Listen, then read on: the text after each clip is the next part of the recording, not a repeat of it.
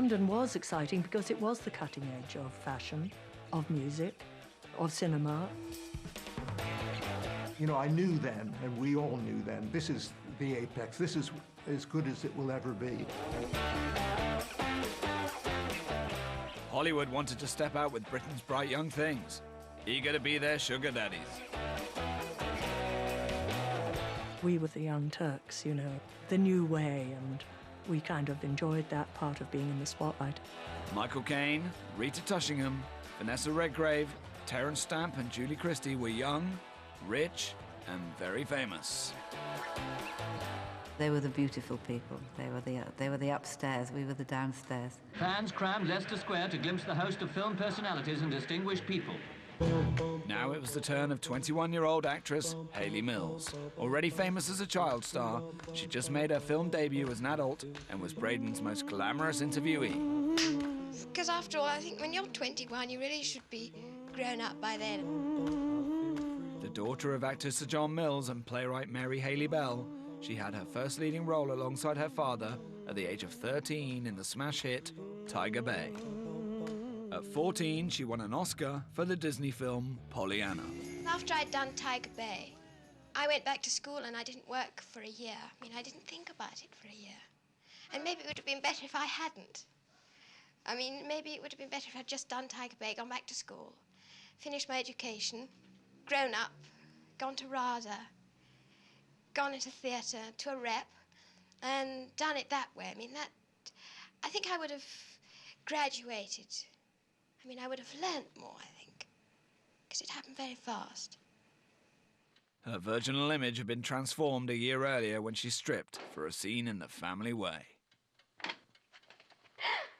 Give us a shout if you want your back scrubbed. I'd like the door shut, please, Geoffrey Fitton. Yeah, ma'am.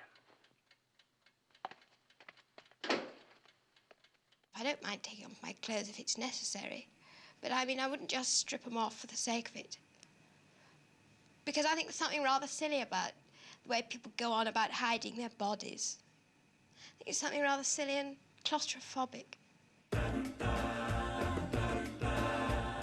What Hollywood most desired was to capture the essence of swinging London.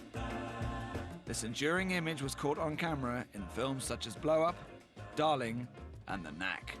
And 30 years before Austin Powers, it was all sent up in the all-singing, all-dancing comedy, Smashing Time. Cannaby Street, Cannaby Street, Cannaby Street, the street that is part of the beat at the heart of the sea. You know Rita Tushingham and Lynn Redgrave starred as two naive northern lasses looking for fame on the pavements of London's most fashionable streets. Cannaby Street. When she walks, she moves so fine, like a flamingo. Braden surprised 24-year-old Lynn with his provocative questioning. Oh, my God.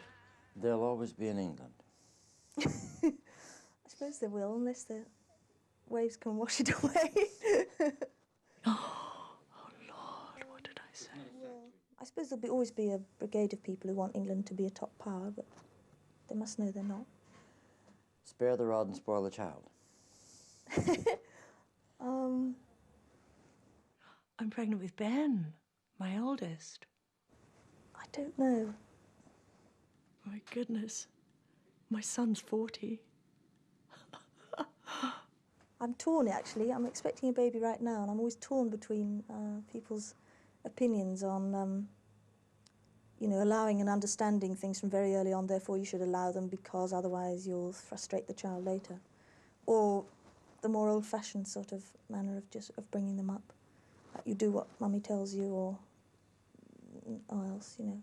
I really don't know. I'm not quite sure how I'll handle it myself. I haven't really thought that out. No, Really. I'm postponing that. I'd almost forgotten the spare the rod and spoil the child comment. I mean, it's all, you know, back in the old days, wasn't it? Oh, my goodness. Analysis. It's a good thing if you need it. Can you conceive of yourself ever needing it? Or... I don't want to. I don't know. I've got a sort of English inbuilt resistance against analysis, I suppose. And I think it's a particularly English thing. I can't see myself needing it. Maybe I would. I don't know. I've had analysis, but it doesn't really surprise me that I said, oh, I'm a bit English about this, because those were the days, you know, the 60s. I mean, certainly, you know, analysis, you don't need analysis, just have a good time. This girl has got, believe me, a great thing going for her, really great.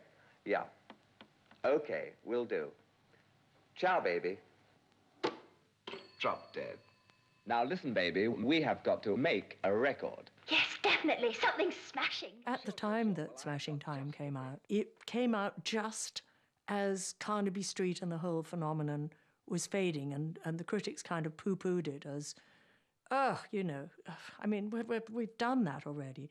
It then has become a kind of cult hit. It is fantastic, man. Really fantastic. I'm still so young. I can't sing that I'm young.